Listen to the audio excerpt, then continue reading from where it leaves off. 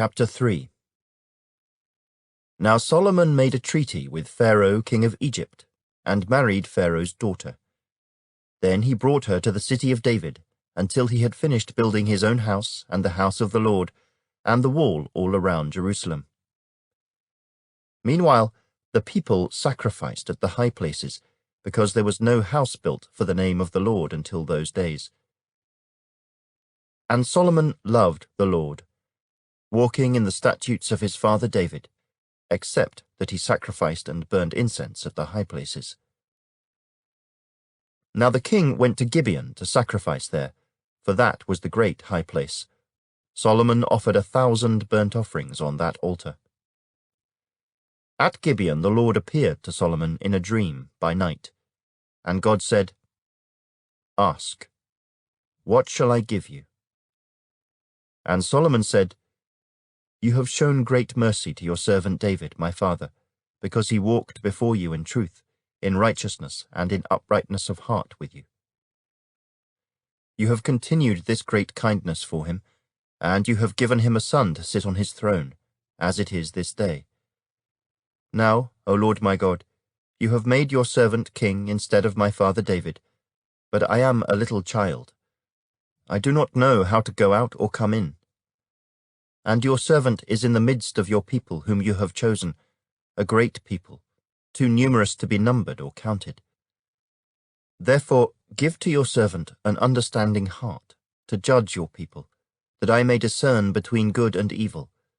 For who is able to judge this great people of yours?" The speech pleased the Lord, that Solomon had asked this thing.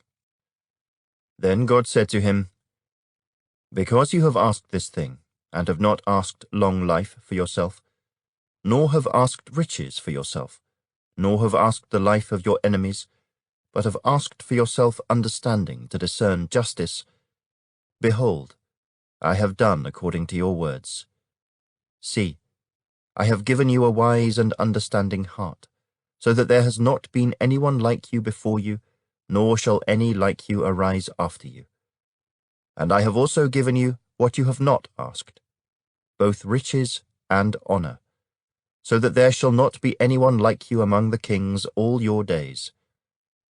So if you walk in my ways, to keep my statutes and my commandments, as your father David walked, then I will lengthen your days." Then Solomon awoke, and indeed it had been a dream. And he came to Jerusalem and stood before the ark of the covenant of the Lord, offered up burnt offerings, offered peace offerings, and made a feast for all his servants. Now 2 women who were harlots came to the king, and stood before him. And one woman said, "O my lord, this woman and I dwell in the same house, and I gave birth while she was in the house. Then it happened, the 3rd day after I had given birth, that this woman also gave birth, and we were together. No one was with us in the house, except the 2 of us in the house. And this woman's son died in the night, because she lay on him. So she arose in the middle of the night, and took my son from my side, while your maidservant slept, and laid him in her bosom, and laid her dead child in my bosom. And when I rose in the morning to nurse my son, there he was, dead. But when I had examined him in the morning, indeed, he was not my son whom I had borne." Then the other woman said, "No, but the living one is my son, and the dead one is your son." And the first woman said, "No, but the dead one is your son, and the living one is my son." Thus they spoke before the king. And the king said, "The one says, 'This is my son who lives, and your son is the dead one.' And the other says, 'No, but your son is the dead one, and my son is the living one.'" Then the king said, "Bring me a sword." So they brought a sword before the king. And the king said, "Divide the living child in 2, and give half to one and half to the other."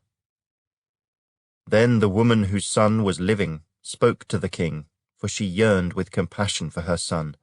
And she said, "O my lord, give her the living child, and by no means kill him."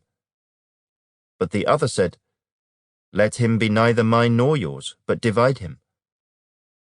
So the king answered and said, Give the first woman the living child, and by no means kill him.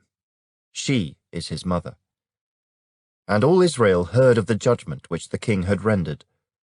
And they feared the king, for they saw that the wisdom of God was in him to administer justice.